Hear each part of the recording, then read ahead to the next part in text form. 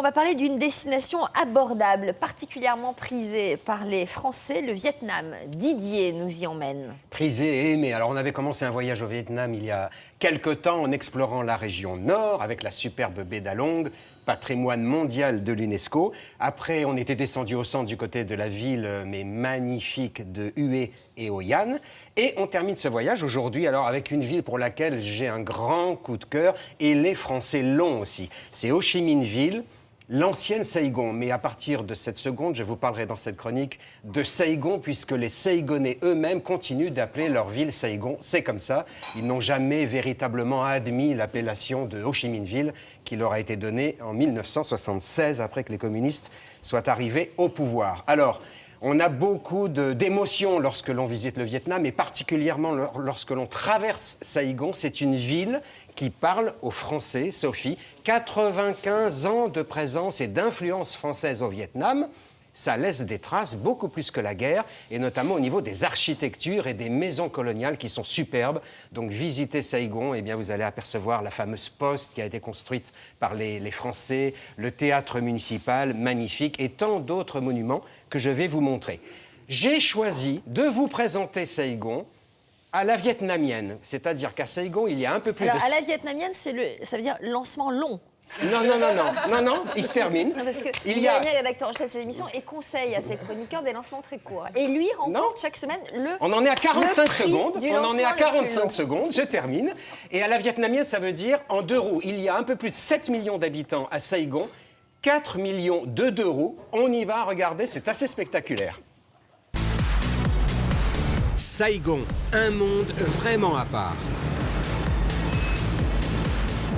Allez, une tranche de vie vietnamienne maintenant. Alors si vous voulez découvrir un peu de l'âme de la ville de Saigon, eh bien regardez, vous faites comme ses habitants, vous empruntez un 2 roues, un scooter de préférence. Ils sont des dizaines, ils sont des centaines, ils sont des milliers à le faire chaque jour pour leur loisir ou pour leur travail. Le pire, c'est que c'est très fluide, comme vous pouvez le voir. Tout le monde roule à allure modérée. Et en tout cas, c'est le moyen de transport que j'ai choisi pour vous présenter les plus beaux spots de la ville de Saigon, en 2 roues évidemment.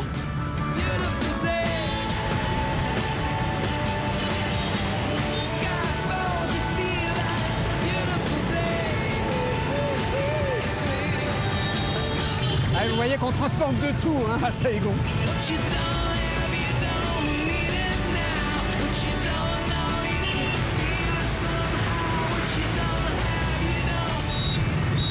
Oh là là là là, il y a du monde. Et regardez, ils sont 4. Incroyable. Et traverser Saigon en 2 roues, ça permet de découvrir la ville facilement en revisitant souvent l'histoire.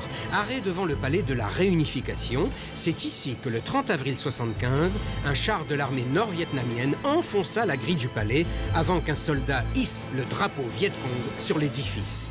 La guerre du Vietnam venait de s'achever en installant le régime communiste à la tête du pays, avec son cortège encore visible de symboles et d'icônes. L'oncle Ho omniprésent, les valeureux ouvriers et les lendemains qui chantent. Nouvel arrêt à la poste cette fois. Elle a été construite au début du XXe siècle par l'administration des postes françaises, à l'époque où l'Indochine était colonisée. Charpente métallique, signée Gustave Eiffel. L'hôtel de ville, construit lui aussi par les Français, sur le modèle de celui de Paris. Le théâtre municipal, inspiré du Petit Palais. Et enfin, la cathédrale Notre-Dame de Saigon, construite une fois encore par les Français. Tous les matériaux ont été importés de France. Et puis, moins connus mais tout aussi beaux, quelques bâtiments coloniaux à ne pas rater, comme celui du Musée des Arts. Ou encore, un petit peu plus loin, le palais de justice construit en 1881. Que de trésors, que de surprises. Visiter Saigon, c'est traverser une foule dense, grouillante, en perpétuel mouvement. Aller faire un tour au marché Binh Tai, un incontournable pour qui veut vraiment sentir battre le pouls de la ville. Offert à la communauté chinoise par un riche commerçant, il exprime à lui seul l'incroyable énergie de Saigon. Ambulant au ras des trottoirs, crevettes, poissons du Mékong, poissons séchés, débauches de légumes, de viande, d'épices, d'odeurs et de parfums. C'est toute l'Asie qui vous saute aux yeux, qui s'offre au hasard des étals et des cantines, et au fil des sourires. Après, il faut mettre le cap vers le sud, vers le grand, l'immense delta du Mékong, 40 000 km² et des milliers de vies en suspens entre terre et mer. Un spectacle à ne pas manquer si vous venez dans cette partie sud du Vietnam, au cœur du delta du Mékong. Vous vous rendez sur le marché flottant de Cai Rang. Alors c'est l'un des plus importants du Vietnam. Là, vous allez assister à des scènes incroyables de vie typiquement vietnamienne. Par dizaines, par centaines, ils viennent des bras du Mékong, de petits villages avec leur production de fruits, de fleurs, de légumes. Et ils viennent vendre à d'autres détaillants, à d'autres grossistes. Et là, je me suis embarqué par exemple avec ces deux femmes qui ont fait 1 heure de navigation pour venir vendre leur production de choux-fleurs, de tomates et d'épices. Et oui, c'est que pour rien au monde, elles ne rateraient leur rendez-vous avec le marché flottant de Cai Rang. À lui seul, le delta du Mékong assure plus de 50% de la production de légumes et de riz du Vietnam. Alors, dans une sorte de fièvre tranquille, chacun vient ici pour faire des affaires. Alors vous voyez, sur le marché de Cai Rang, ça se passe comme ça pendant des heures et des heures. On négocie, on écoule de la production, on achète, on vend, au meilleur prix possible évidemment. Là par exemple, on est en train d'écouler au moins 150 choux-fleurs, autant dire que c'est un bon contrat.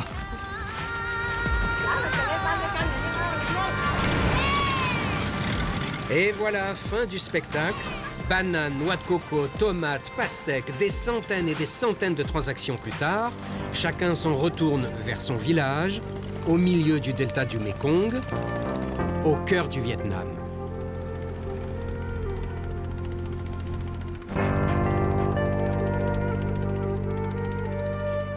Quel plan. Donc c'est la cohabitation entre la tradition et l'explosion. Ah oui, tout à fait. Vous savez, technologique, démographique, etc. Absolument, il y a une frénésie de vivre au Vietnam et de rattraper le temps perdu. 30 ans de guerre, évidemment. Ils n'ont pas vécu pendant ces 30 ans, ils ont survécu. Donc depuis l'arrêt de la guerre, ça commence à faire quelques années maintenant, 1975, il y a une véritable explosion des trafics de tous les côtés, du marchandage, du commerce, la foule dans la rue, les restaurants, les cafés.